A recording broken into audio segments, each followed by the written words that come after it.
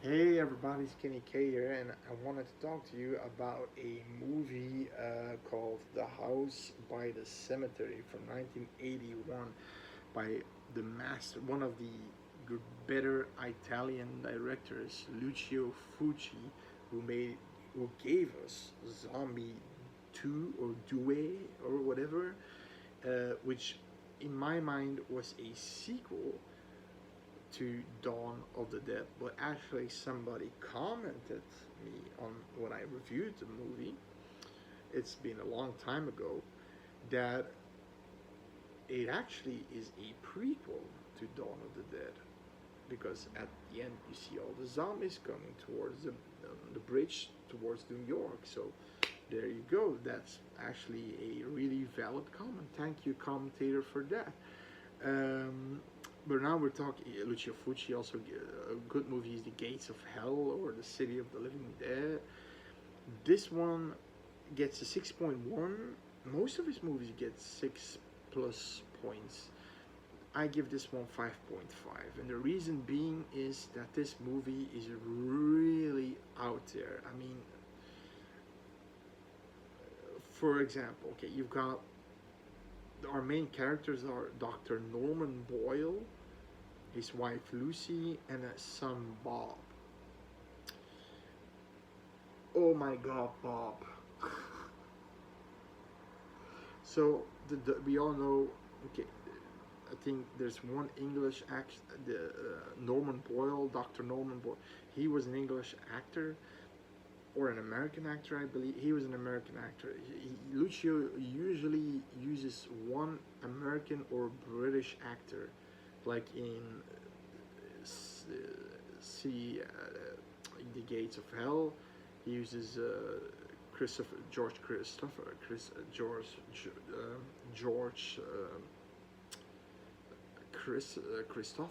yeah, George Chris. I mean, what was his name again? Fuck. His wife is Linda Day. Linda Day George. No, Christopher George. Christopher George. That's his name. Yeah. And he's an American. I mean, in Zombie Dewey uses a British guy. I don't know the actor's name. Now,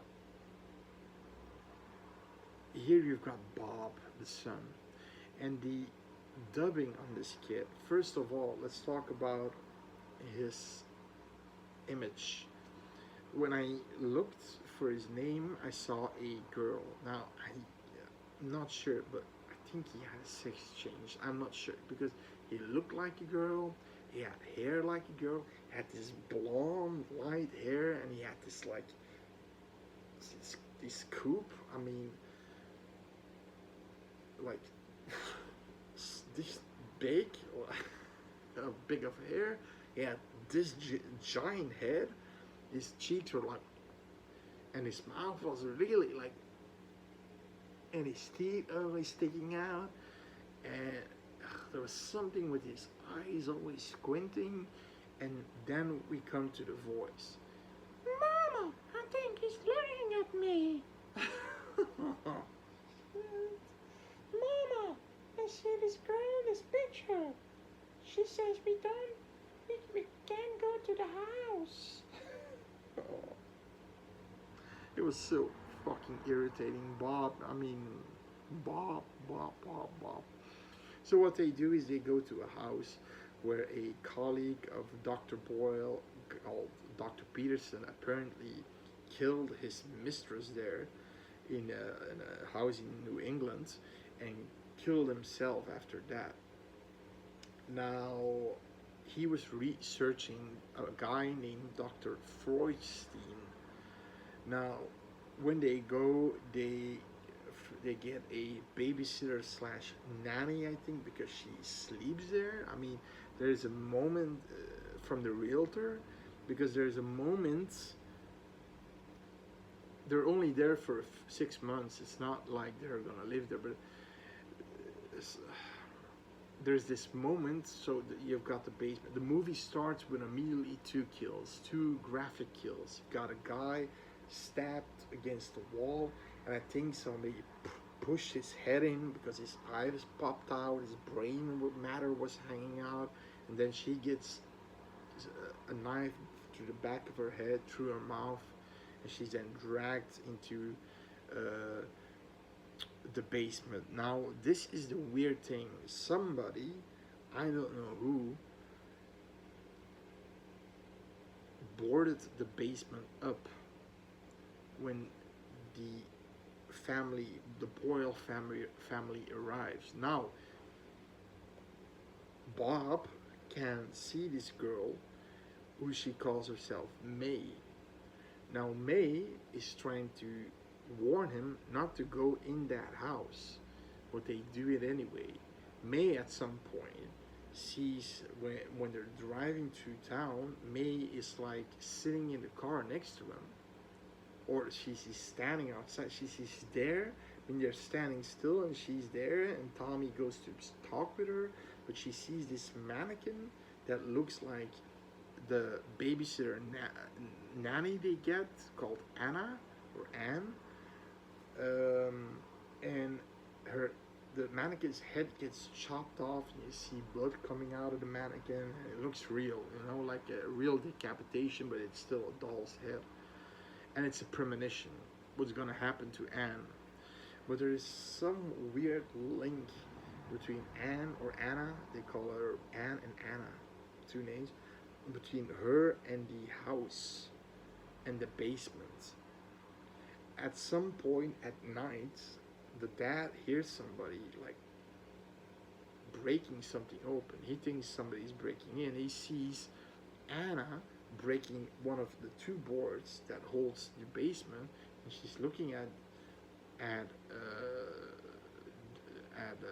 Norman, Dr. Norman, and then you see this weird contact. You see only the eyes, the rest is shadow. She has these beautiful eyes, I have to say that, these cat-like eyes. And then Dr. Norman's same deal, his eyes only, they stare each other down until she looks down, and he's like, he goes away. It's almost there was something going on between them or something, that they fucked or something, I'm not sure, because she just presumed breaking down the cellar. And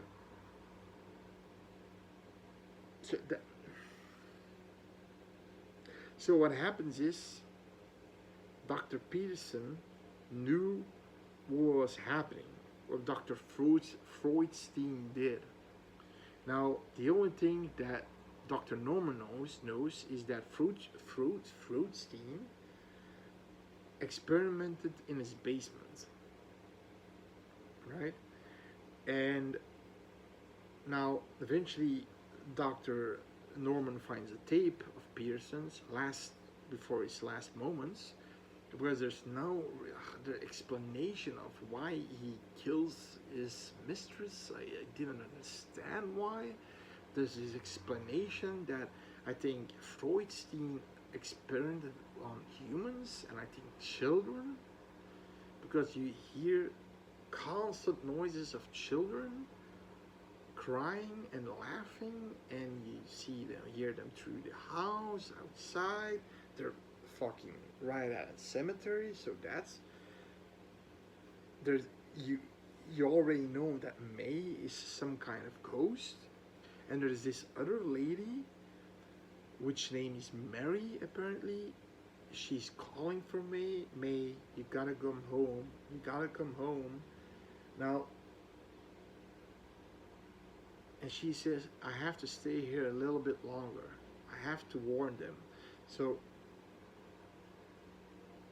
what happens is, okay, this Dr. Freudstein, we see at some point when he, stabbed the girl through the back of her head, see one normal arm, then an arm with decaying flesh.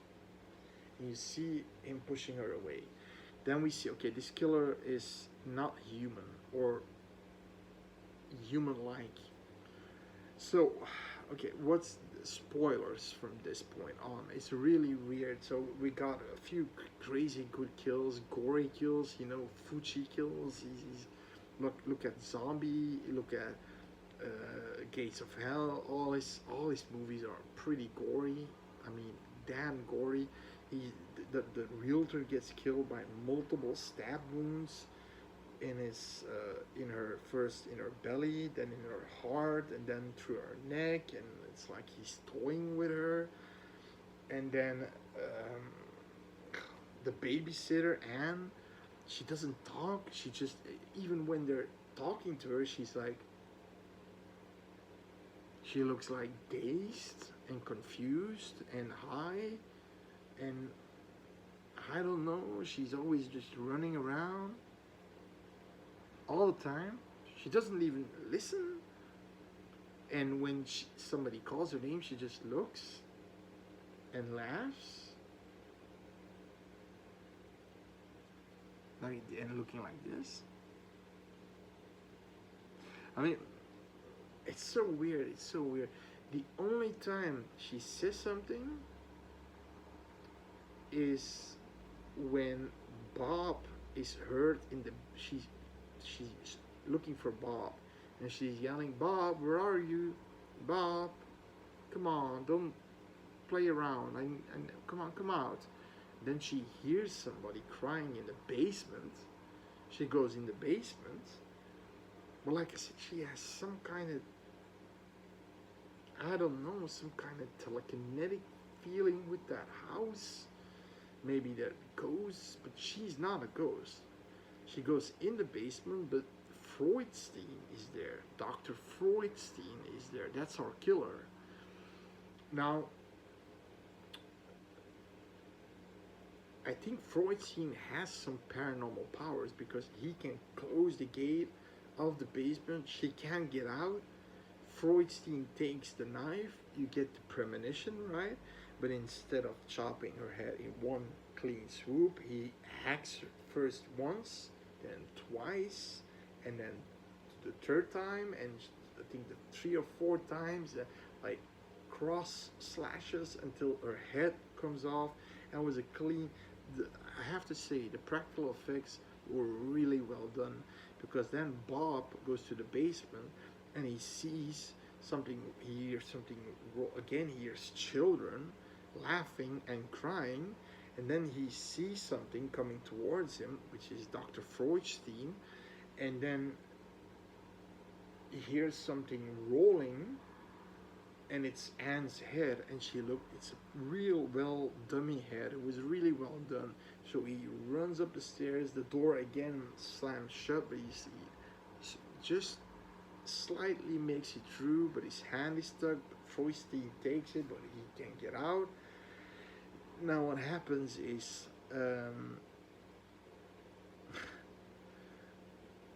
for some weird reason, so he hears Anna, okay? That's the thing that happens. So he hears Anna crying, okay? Like, get me the hell out, get me the hell out. He has so much time. He says, we gotta save Anna. Let me take some tools. This baby lighter. And, oh, a plastic gun. Let's do it. How do I open the door? Oh, Jesus Christ. And then there's this moment when, what was it? How did it happen? Okay. Bob, and at some point, Bob tells about Anna to Lucy. They go into the basement to check on him. Because she doesn't believe him. Then the door slams shut again, like it did before, and they can get out, and they see somebody coming towards them, and they see all these body parts of people that were killed. All these body parts, like hands laying around, guts, half a body on a hook, heads, all bloody.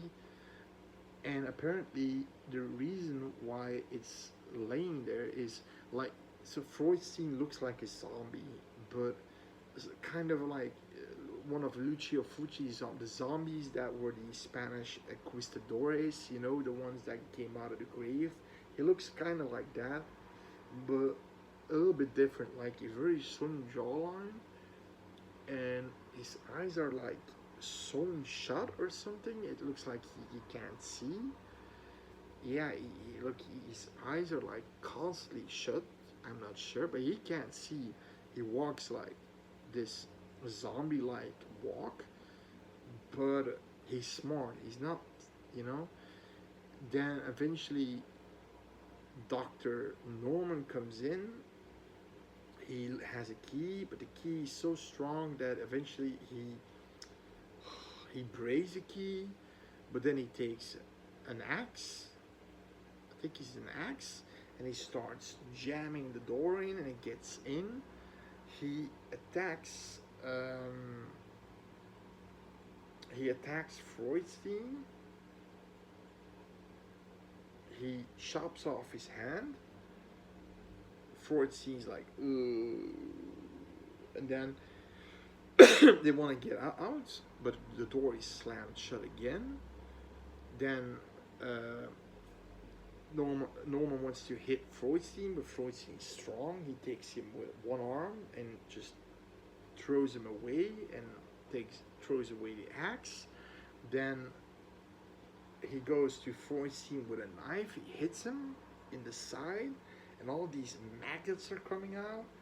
Now, it's that moment that he takes with his good hand and he tears the throat out of Dr. Norman, so he's gone. And then the mom sees that opening down. There's another path of stairs, and there's an opening. It basically was this, what she found in the living room, this sort of tombstone, which said Dr. Freud, the Freudsteins. Then there's this crack, this open crack. So they're trying to open it to push Bob through. Eventually, they almost make it, but Freudstein takes. I don't know how he kills her, but he just takes her by the leg, shuffles her down the stairs. Her head, hitting hitting the stairs like this, and then the concrete, and that's supposed to kill her, but she doesn't bleed at all. I think, in my opinion, she was unconscious, but okay. He almost takes Bob, but Bob is hoisted out by May, none other. And we see Mary standing there. Mary, the mom of May, apparently, called Mary Freudstein, and May is called May Freudstein, apparently the daughter and the wife of Dr. Freudstein. Now, okay, so what's basically the situation here? Now, apparently, Bob now becomes a member of the dead. So he's apparently dead. Who killed him? I don't know. Not Dr. Freudstein. He just automatically becomes member of a ghost. He's taken in by Mary and May, and they have a house apparently that's a little bit further down. But they're ghosts. Now, what was the entire deal? So, Dr. Freudstein has learned to live. He never died, and he found a way to live forever by killing his victims. By killing his victims and eating their cells, their human cells, and by eating their human cells, he could stay alive, and he also used that for his wife and his child, and that's the reason why but he used it more on them because he loved them. So that's the reason why they look not like a zombie, they look like humans. And apparently what they do is, that's the pact they have with their husband, that the husband cares for them and for himself, so the house will always be open for new owners to get in, and to be killed by Freudstein, Dr. Freudstein, and he will deliver the cells towards Mary and May and for him.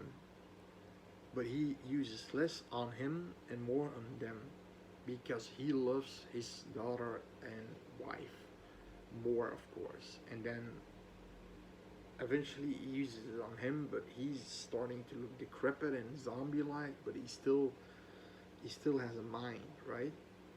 So that's basically the entire story. Bob somehow becomes a ghost in this movie, and how, I don't know. It's never really explained. It's just, and apparently that was the entire ordeal. So what happens? It's not a happy ending. So Bob loses his entire family. Now he has a new family, Mary and May. We're gonna take care of him, but as a ghost. And new tenants are going into the Freudstein house, which is now called a different name apparently by the realtor. But the other realtor calls it the Freudstein, the Dan Freudstein house. And it always gets owners, but they always get killed by Dr. Freudstein for their cells. So it's like a give and take situation. You know what I mean? That's the ending of the movie.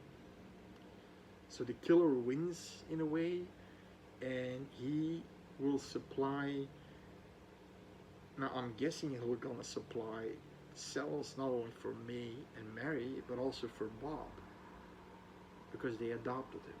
So I'm guessing. So the movie really, and the entire ordeal, because although she opened who boarded the cellar shut, because it starts with a couple having sex and they die and the cellar is open, then I'm guessing the realtor shut the cellar shut, and then the nanny opens the cellar again, not saying a word, always looking dazed and confused and high and whatever you can call it. And it's unexplained, really. She has this almost telekinetic power with the house and Dr. Freudstein, although he kills her, really. I mean, he really fucks her over. But listen, it's a good movie. So pros and cons. Pros are, it's a good movie, got great atmosphere, creepy music too. Usually Fulci has good music, this piano like doody doody doody. I mean, the creepy music. The house is located in a cemetery. It's super isolated. It's creepy as hell. If you look out the window, you see tombstones. Dr. Freudstein looks creepy, and then the kills are pretty fucked up. So gory, great practice. That's also a thing you always have to say.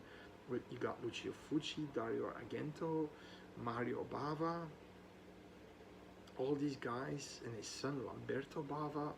They all make great practical and not CGI, but practical special effects, and they do a great job at it.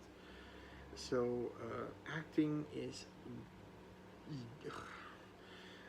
okay. Bob was insufferable. I hated him. I hated his face. He looked like he fucking troglodyte. I don't know, but I hated his face. And there's something with the wife, Lucy. She's always like, oh, she's panicking, and then the next moment she's happy, and then she's panicking, happy, panicking, and then Dr. Norman is acting weird around him. Like I said, he's having an affair maybe with Anne, because Anne, when they look at each other, it's like he does like this, almost they're flirting with each other. It's weird. and then Anne, of course. How weird is she? Just walking catatonically around the house until she has to find Bob. Then she talks, and then she dies. Bob's gonna rescue her with his toy gun. But so that those are the cons. The acting is a little bit hokey.